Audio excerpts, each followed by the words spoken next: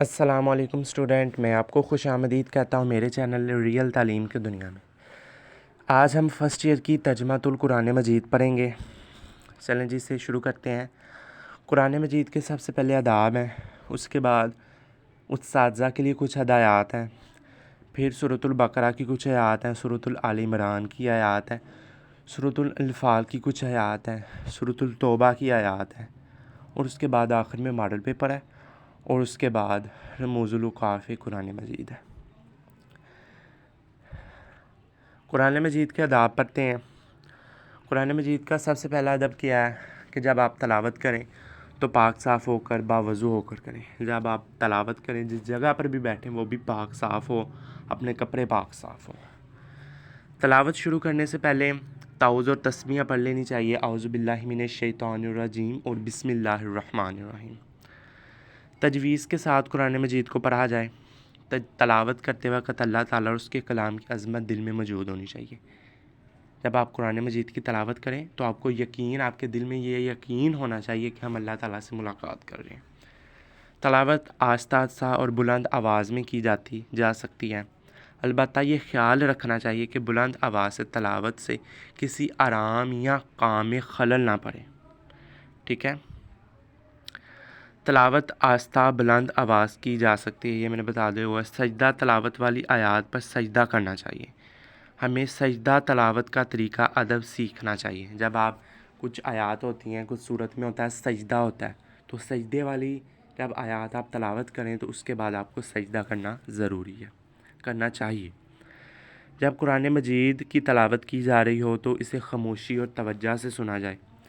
قرآن مجید کے ترجمے کے مطالعہ کے وقت خوب غور و فکر کرنا چاہیے۔ ہمیں چاہیے کہ جو ترجمے والا قرآن مجید ہے نا وہ ہمیں پڑھنا چاہیے، کہ تاکہ ہم عربی پہ پڑھتے جائیں اور ساتھ ہمیں اس کے ترجمے کا بھی علم ہوتا جائے کہ اللہ تعالیٰ اس کتاب میں، عظیم کتاب میں کیا فرما رہا ہے۔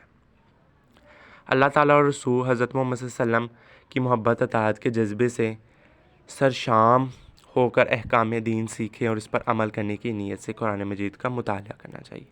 یہ کچھ قرآن مجید کے آداب تھے۔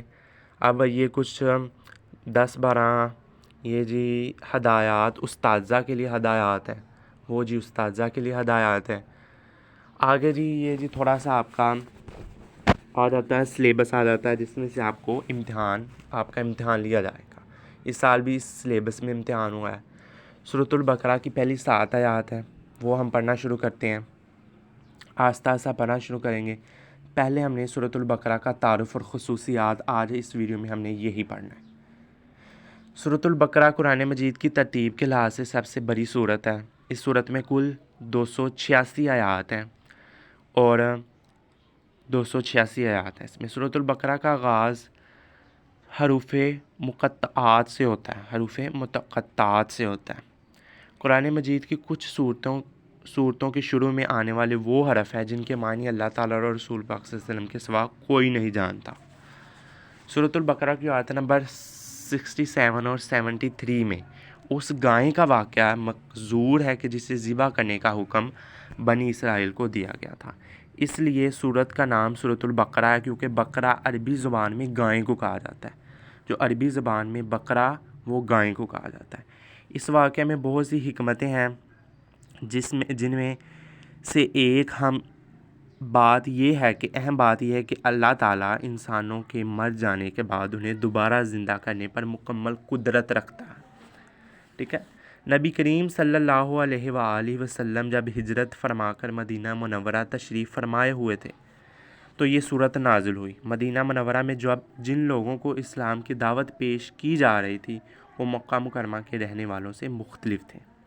سورۃ البقرہ کی بہت فضیلت والی صورت ہے۔ صحابہ کرام کے زمانے میں جو شخص سورۃ البقرہ اور سورۃ آل عمران کا علم رکھتا تھا وہ بہت عظیم اور لائق انسان سمجھا جاتا تھا۔ یہ جی ایک حدیث ہے۔ دوسری حدیث پڑھتے ہیں۔ حضرت محمد صلی اللہ علیہ وسلم نے فرمایا، اپنے گھروں کو قبرستان نہ بناؤ، شیطان اس گھر میں داخل نہیں ہوتا جس میں سورۃ البقرہ کی تلاوت کی جائے۔ صحیح مسلم کی 780 والی حدیث ہے کہ ہمیں چاہیے کہ ہمیں روزانہ صبح گھر میں سورۃ البقرہ کی تلاوت کرنی چاہیے۔ نبی کریم صلی اللہ علیہ وسلم نے فرمایا ہر چیز کی ایک چھوٹی ہوتی ہے، چوٹی ہوتی ہے، اور قرآن مجید کی چوٹی سورۃ البقرہ ہے۔ جامعہ ترمذی کی یہ حدیث ہے۔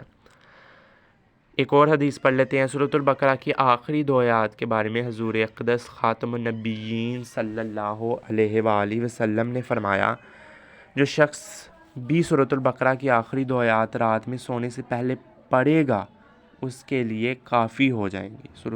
صحیح بخاری کی حدیث ہے۔